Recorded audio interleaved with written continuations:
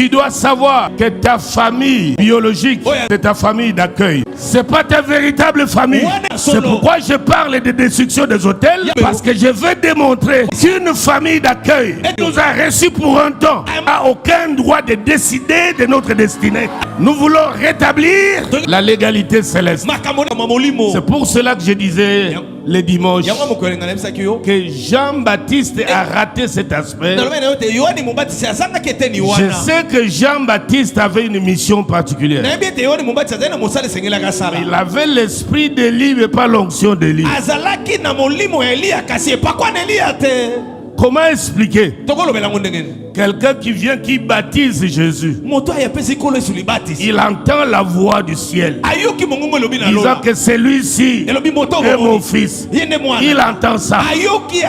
La même personne envoie encore ses disciples aller lui poser la question si c'est lui qui devait venir. Mais comment?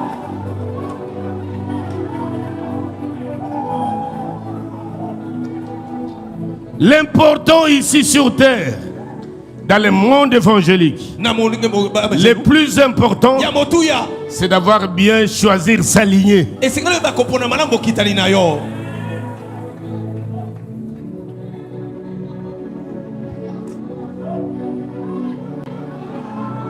Il faut avoir des traces de son arbre généalogique pour ne jamais tâtonner.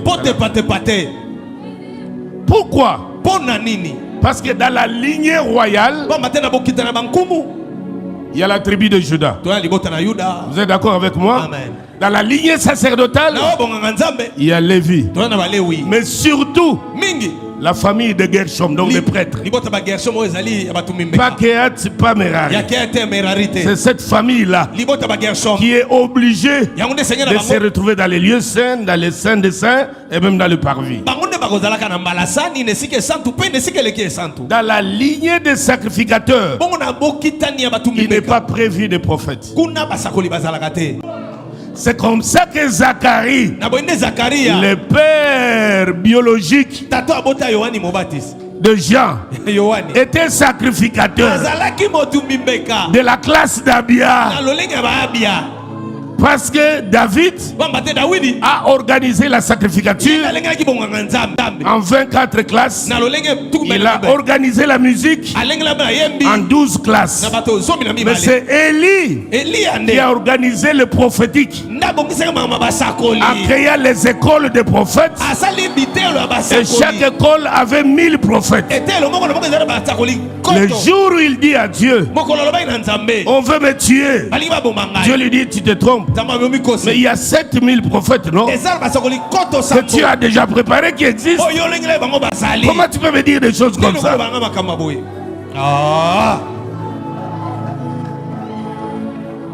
Quand les sacrificateurs met au monde un prophète, alors il y a quelque chose d'hybride.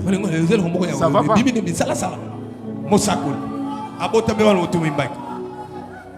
Il y a quelque chose qui ne va pas.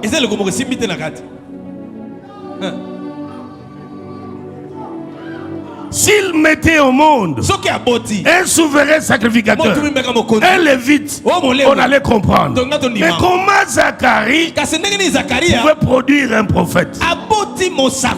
Tu dois savoir que ta famille biologique, c'est ta famille d'accueil.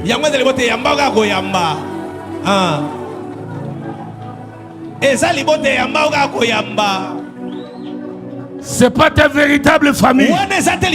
C'est pourquoi je parle de destruction des hôtels, parce que je veux démontrer qu'une famille d'accueil qui nous a reçus pour un temps n'a aucun droit de décider de notre destinée. Amen.